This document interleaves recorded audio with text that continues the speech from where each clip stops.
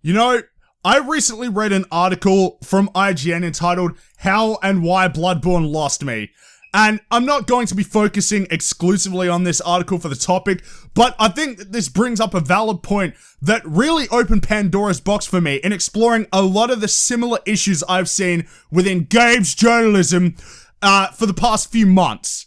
Now, in this article, the guy who had never played a Souls game before basically bitched about how the game lost him because of a lot of things that were really his own fault, like not realizing that he needed to figure out how to play the game, not looking for the shortcuts, or anything like that. Now, I mean, obviously he lost me from the start when, I mean, that's the ironic thing about it. Bloodborne lost me. You lost me when you told me it took you 12 hours to beat the first boss in the game. Yeah, 12 hours. Took me about 3. Now, I did get a bit of help from the stream, but shit, I mean, I can't even imagine that it would have taken me 12 hours to reach the first boss in the entire game. And this is coming from me, someone who's never played a Souls game before, which was the perspective that the article was written from.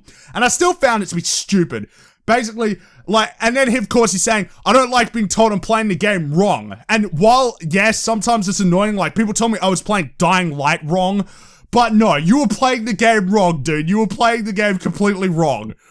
But that's not really the point. The point I want to bring up is the fact that it took a journalist, a person who their living is to play video games and talk about them.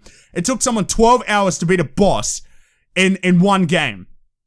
Now, you could argue that the game's not for him, but I mean, for Christ's sake, if I was getting paid and I got to work 8 hours a day just fucking playing video games and writing articles, I'd sure as shit not be taking 12 hours to beat one boss in a game. And I think that this is something that a lot of people have discussed before, but I think it's with the advent of like YouTube becoming more popular that we've seen this issue really crop into full circle. Basically, that there are a lot of people who are vocal and who have positions within the gaming industry who just fucking suck at video games. Not only the amateurs on YouTube, but the professionals. Well, as professional as you can be when you work for fucking Kotaku of all places. But let's just jump into it. I mean, we've seen a lot of people who are part of games journalism openly admit to the fact that they don't even like video games. So people like that, you can't expect to be good. If you don't even like what you're doing, you aren't going to be good at it. You're not going to invest in as much time into it. And when you are, you're not going to be dedicated to it. So all those social justice fuckers who are like, oh, I don't really like video games or anything like that, they're not going to be good. You see a lot of YouTubers who use just god-awful footage in their videos. I mean, either they always record at a time when they do poorly, they're bad at editing, or they're just really bad at video games. Like, you see a lot of YouTubers who live in parts where they die and it just doesn't make any sense, where it's so easy for them to live, they can't aim, they don't use any sort of strategy, and you just sit there and you're scratching your head and you're like, dude, this is your job and you still suck at it. And of course, we see it with a lot of the reviewers who blame the game for their own faults. And see, this is why I don't like it when people say to me, oh, you're just blaming because you sucked at the game. No, I am more than willing to look at when I'm dying at a game and be like, yeah, that's my fault. I mean, you should have seen the first 2 hours of me playing freaking Bloodborne. I was getting my ass kicked because I never played a game before. But not once did I go, that was the game's fault. That was the game's fault. Same shit happened with Ori and the Blind Forest. I died like over 100 times in that game. And not once did I say, that was the game's fault. As opposed to Dying Light, where I did blame the mechanics, because the mechanics were fucked up. But that's the thing, it's like, even when I'm doing poorly at a game, I'm more than willing to admit that that's due to my own faults. But in this case, this guy is blaming the game for his problems. And we've seen a lot of reviewers do that, where they talk about a game being too hard. I mean, how many, like, I looked at some reviews in the past where I saw them saying that Ratchet & Clank 2 was too hard. I beat that game when I was like 7 years old. No problems whatsoever. And yet, you see these reviews where they're having a hard time with it. I mean, you even see these people talking about, like, how Bloodborne and stuff like that, they're, like, punishingly difficult. But the thing is that they're not really punishingly difficult in the sense that the game is hard to learn. Once you learn it, it's not hard. You just need to learn the game. The problem is it's punishing. And a lot of these guys don't like that. I mean, a lot of these journalists, even though they're noticeably older than me, a lot of them started playing games when shit started to go south, where games got super easy, where you die, respawn, just like that, and there's no punishment for death. A lot of these guys, yeah, they might have played, harder games when they were a kid, but then they stopped, then they got back into it, whereas I've been playing games since I was like 3 years old, and while I wasn't even alive to play a lot of the games, from like the 4th generation or anything like that, no, not the 4th, the 3rd generation, 4th generation, stuff like that, while I couldn't get to play those games, I still played them later on, and with the games I played, I still got challenged, and I think a lot of you are like that too, if you've been gaming for such a long time, that you have naturally gotten good at games. And if you're not one of those assholes who get so involved in the fucking console war debate, where you actually spend time playing games instead of just talking about them, then yeah, you're good. But maybe that's the problem. I don't know how to explain it.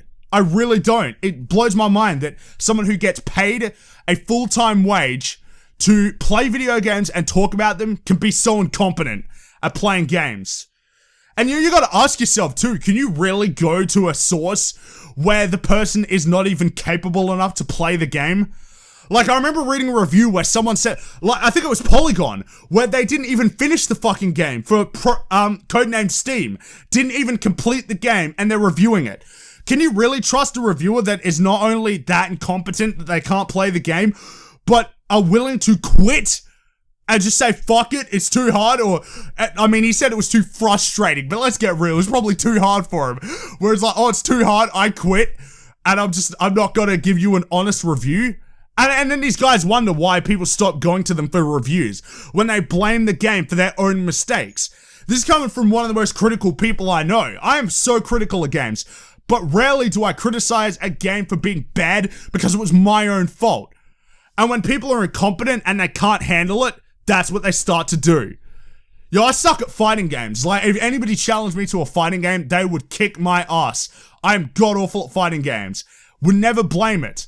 Or, if it was my job to, like, play video games, I'd actually dedicate some of that time to improving. Because while, yeah, people may be coming through your opinion, they don't want to watch shit gameplay. Like the gameplay I'm showing right now in this video from Bloodborne. You're not going to see the deaths. I mean, there weren't many. Like, I think I died once in this entire section. But you're not going to be seeing the deaths. Because I wouldn't leave that in, and it didn't really happen. And it's not me bragging or anything. I don't even think that I'm that good at games. I think I'm just average. But maybe the people who are in this medium just aren't that good. I mean, of course, we know a lot of them don't even play games. Like Anita Sarkeesian don't play games. A lot of the social justice ones who criticize them don't play them. We got a lot of these guys here on YouTube, especially these smaller fanboy fuck channels where they don't play games. They just talk about the console war. They hang out in like 3 or 4 podcasts a week, just not even playing games. And then when you look at their profile, you see that they don't even play games. Could it be the same for these journalists too, when it takes them 12 hours to beat the first boss in one game? Here's what I think. Here's my proposal. I think it should be a prerequisite for any person who wants to get into a job in video games that not like, because a lot of these guys aren't even that good writers anyway. Like, I could write better shit with a pen shoved up my ass. But I think it should be like a prerequisite for anybody who wants to be in gaming media that they're actually fucking competent at playing video games. That they play a certain amount every week so that we at least know that they actually are people who play games or enthusiasts instead of just fucking faking it for money. And that there should be like a test where it's like, okay, so we want you to beat this game, and if you take too long, like, you don't get through. Because a lot of these reviewers will inflate the length of a game due to their own incompetence. I watched IGN's review of Call of Duty Ghosts. He said it took him 12 hours to beat. I beat it in 5. I mean, I beat it in less than half the time. I saw them say that The Last of Us was 20 hours long. I beat it in about 10. And it's not from, like, speeding through or anything. It's just playing normally. You see what I mean? How can you trust someone to give you good feedback on a game when they're clearly not good enough at it? They should be able to reflect your level of skill. Because a video game is a test of skill. At least a good one is. A lot of the shitty shooters that get 8s and 9s across the board don't test your skill. But a game should be a test of your skill. So when the reviewer can't replicate the skill of a normal player, then we have a problem.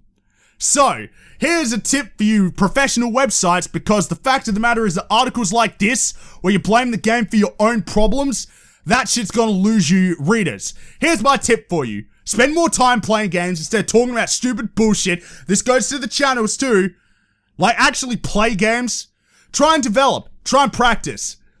Wow, effort. Who would have thought of that?